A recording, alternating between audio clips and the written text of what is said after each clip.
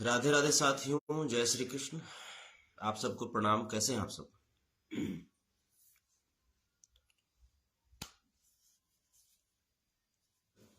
जैसा कि आज सुबह से मुझे लगातार जो कॉल आ रहा है और मुझे जानकारी मिल रही है कि बिहार के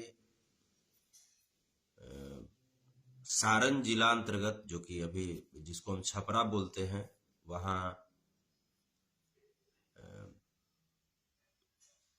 माझी विधानसभा के मुबारकपुर में कुछ जातीय उन्माद भड़का है। हालांकि कुछ लोगों ने जो फेसबुक पे पोस्ट किया है उसके अनुसार ऐसा लग रहा है कि कुछ लोग इसमें हताहत भी हुए हैं, कुछ लोगों की जान भी गई है और कुछ लोग जो है वो घायल अवस्था में अभी पीएमसीएच में इलाजरत है। उनकी इलाज पीएमसीएच में की जा रही है। ये जो जातीय जो उन्माद जो भड़का है फेसबुक पोस्ट के अनुसार, ये राजपूत समाज वर्सेज यादव समाज के बीच ये उन्माद है। हालांकि मैंने अभी कुछ देर पहले वहाँ के एसपी साहब को भी मैंने कॉल लगाया, वो कॉल नहीं लग पाया। मैंने 2 बार प्रयास किया कॉल लगाने का, लेकिन कॉल लग नहीं पाया।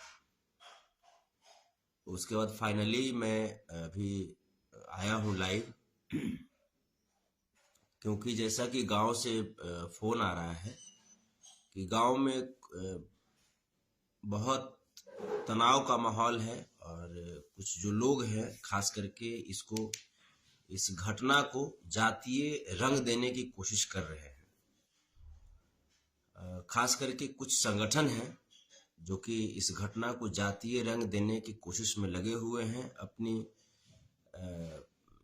जो होता है ना, एक संगठन की तरफ से एक मैसेज डाले हैं वहाँ के आसपास के लोगों को, खास करके जो हमारे राजपूत समाज के जो लोग हैं उनके पास तक मैसेज दिए हैं कुछ संगठन हैं कि इसको जातीय रंग दिया जाए और बिहार को एक बार फिर से जातीय रंगों में सराबोर किया जाए। ऐसी कुछ कोशिश की जा रही है, लेकिन मैं इन बातों को समझ रहा हूं क्योंकि अभी जो स्थिति जो चल रही है, 2024 का चुनाव बहुत नजदीक है। भाजपा के पास कोई मुद्दा है नहीं चुनाव लड़ने के लिए। देखिए इसका लिंक कहां से है। भाजपा के पास कोई मुद्दा नहीं है चुनाव लड़ने के। तो इस तरह की जातीय उन्माद, जातीय नफरत की भावना, सांप्रदायिक दंगे, सांप्रदायिक हिंसा वो लोग करा सकते हैं और वो करा रहे हैं। इसमें वो सफलता प्राप्त करके और वो कोशिश करेंगे कि आपस में मतभेद करा करके और अपने तरफ लोगों को मोड़ सके। ताज्जुब मुझे इस बात का हो रहा है कि जो वहाँ के स्थानीय प्रशासन है वो बहुत ज़्यादा एक्टिव नहीं है। इस बात का मुझे ताज्जुब है, आश्चर्य है, क्योंकि जहाँ तक मुझे जानकारी मिली है कि जो वहाँ के स्थानीय जो मुखिया जी हैं, विजय कुमार यादव जी, उनके पिताजी की हत्या शायद आज के 1 साल पहले कर दी गई थी और उनके पिताजी की हत्या के बाद ये जो चंद जो बदमाश हैं जिनको जैसे मार गिराया गया है, वो चंद बदमाश भी विजय कुमार यादव जी की हत्या के इरादे से, जैसा कि मुझे, मैं कंफर्मेशन कोई बात नहीं बोल रहा हूँ, लेकिन जैसा कि मुझे खबर आ रहा है फोन पे, लगातार एक ही बात लगातार आ रहा है। और जब एक ही बात लगातार जब आ रहा हो तो जाहिर सी बात है कि बात में कुछ दम होगा। तो ये लोग भी जैसे उनके हत्या के इरादे से शायद आए थे उनके मुर्गी फार्म पे, ऐसी ही कुछ बातें हमारे पास तक आ रही है, जिसके बाद ये घटना भड़का और घटना भड़कने के बाद आज ये रूप ले लिया। तो यह एक व्यक्तिगत मामला है, ना कि पूरे राजपूत समाज और ना तो पूरे यादव समाज का मामला है। लेकिन इसमें जो संगठन है वो राजपूत समाज के लोगों को भड़का रहा है कि यह एक जातिगत मामला है। तो मैं उनसे स्पष्ट में कह देना चाह रहा हूं कि अगर वो इस तरह के व्यक्तिगत मामले को अगर जातीय रंग देने का प्रयास करेंगे तो हम भी कोई ऐसा नहीं है कि आराम से पलने में सोने वाले बच्चे हैं। मैं आपको स्पष्ट बता दूं कि अगर आप इस व्यक्तिगत मामले को, इस व्यक्तिगत मुद्दे को अगर जातीय और सामाजिक मुद्दा बनाने का प्रयत्न करेंगे तो मैं दोहरा रहा हूं अपने शब्दों को कि हम भी कोई पालने में सोने वाले बच्चे नहीं हैं। इसलिए बेहतर होगा कि आप इन चीजों को प्रशासन पे छोड़ दीजिए। न्याय व्यवस्था है, कानून है, कानून व्यवस्था पे रहने दीजिए। संविधान है हमारे यहाँ, संविधान पे रहने दीजिए। और इस तरह की चीजों को हमारे अभी नए नवेले डीजीपी साहब बने हैं, आरएस भट्टी साहब पे छोड़ दीजिए। और जो होगा दूध का दूध पानी का पानी। हमारे प्रशासन इतने काबिल हैं, हमारे प्रशासन इतने सशक्त हैं कि वो जो भी होगा वो कर लेंगे, वो देख लेंगे। इस पे कोई भी संगठन जो है अगर एक्टिव होंगे तो मैं क्लियर कट में बोल रहा हूं कि अगर आप एक तरफ जातीय उन्माद भड़काने का प्रयास कीजिएगा तो आपको मुंह तोड़ जवाब मिलेगा। मैं क्लियर कट में बोल दे रहा हूं, हम लोग भी दूध पीते बच्चे नहीं हैं और मुंह में उंगली लगा करके बोलने पे मजबूर मत करवाइए। जैसा कि आप लोग वहां मुखिया जी के गांव में जाकर के, मुखिया जी के गांव की स्थिति भी हमको मालूम चला है कि वहां जाकर के वहां के ऐसे महिलाओं को आप प्रताड़ित कर रहे हैं, वहां जैसे आगजनी कर रहे हैं, घरों को तोड़ रहे हैं, घर के दरवाजे आप लोग तोड़ रहे हैं। ये बहुत मुश्किल हो जाएगा।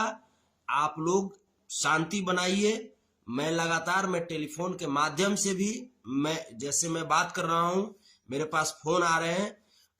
फाइनली मुझे ये लाइव आना पड़ा ताकि आप लोग भी हमारी बातों को सुन सकें। मैं क्लियर कट में स्पष्ट कर रहा हूं, फिर आप लोग ये नहीं कहिएगा कि हाँ हम लोग शांति जैसे बहाल करने या शांति व्यवस्था का हम लोग अपील नहीं किए। मैं जितने भी हमारे राजपूत समाज के भाई हैं, मैं उनसे स्पष्ट मेरी एक विनम्र रिक्वेस्ट है कि आप इस व्यक्तिगत मामले को आप जातीय रंग नहीं दीजिए। जो भी संगठन के लोग हैं, चाहे किसी भी समाज का संगठन हो, मैं उनसे विनम्र में रिक्वेस्ट कर रहा हूं, अपील कर रहा हूं कि हमारा या आपका दायित्व होता है समाज में एकता बनाए रखने का। समाज में जो अगर कहीं से मतभेद हो रहा हो उस मतभेद को मिटाने का और समाज में सौहार्दपूर्ण और शांतिपूर्ण व्यवस्था कायम कराने का, अपने अपने समाज का विकास कराने का।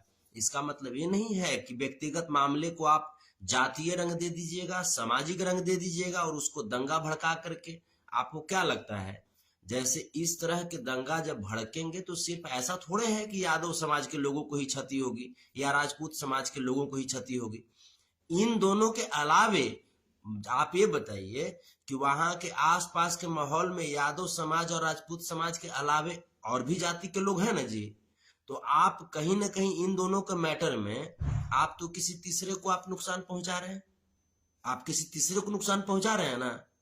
और रही बात, आप जब वहां के विजय कुमार यादव जो हैं वो एक जनप्रतिनिधि हैं और आप एक जनप्रतिनिधि के पास आप जाइएगा गोली बंदूक लेकर के, तो आखिर क्या करेगा वहां का लोग जो होंगे, वहां का लोग आखिर इस तरह की चीजें हैं तो कानून पे छोड़ दीजिए ना, कानून पे रहने दीजिए, कानून अपना काम करेगी। उसके बाद गवाही लेंगे ना, कोर्ट में जाकर गवाही होगा, जो दूध का दूध पानी का पानी होगा वो फैसला होगा। लेकिन जो आप प्रयत्न कर रहे हैं वहां के लोगों को दबाने का, आप ये प्रयत्न छोड़ दीजिए। मैं स्पष्ट में बोल रहा हूं, आप ये प्रयत्न छोड़ दीजिए, वरना जो आप सोच रहे हैं अगर कहीं हम सोचेंगे तो फिर आपको भी तकलीफ होगी। इसलिए मेरी विनम्र रिक्वेस्ट है, ये मैसेज आप लोग उन लोगों तक पहुंचा दीजिए, ये मैसेज मेरी उन लोगों तक पहुंचा दीजिए जिनके भी घर में इस तरह की घटना हुई है। उन लोगों से मैं कहना चाहता हूं कि आप कानून का सहारा लीजिए। ऐसा नहीं आपको याद होगा कि जब भी बातें हुई थी, जैसे आप याद कीजिए ना, कटिहार का मामला आप याद कीजिए। कटिहार का मामला में क्या हुआ था? कटिहार के मामला में ऐसा तो नहीं ना था कि कोई लोग चले गए थे उसके गांव में जाकर के आगजनी कर रहे थे या ये कर रहे थे वो कर रहे थे, ऐसा तो नहीं हुआ था। ऐसा तो नहीं हुआ था ना। हम भी जो भी था अपनी बातें हम रख रहे थे, हम सोशल मीडिया के माध्यम से, चाहे अनपार्लियामेंट्री ही बातें हों, लेकिन सोशल मीडिया के माध्यम से रख रहे थे। फाइनली कानून ने अपना काम किया। कानून व्यवस्था है ना जी, कानून ने अपना काम किया और जो भी था वो किया गया। तो आप भी कानून पे भरोसा रखिए। खास करके जो बिहार के जो नए डीजीपी साहब जो बने हैं, आर एस भट्टी साहब, उनसे हम सभी लोगों को उम्मीद है, और वो इतने तेज तर्रार प्राधिकारी हैं कि वो अपना कार्य मुस्तैदी से कर लेंगे।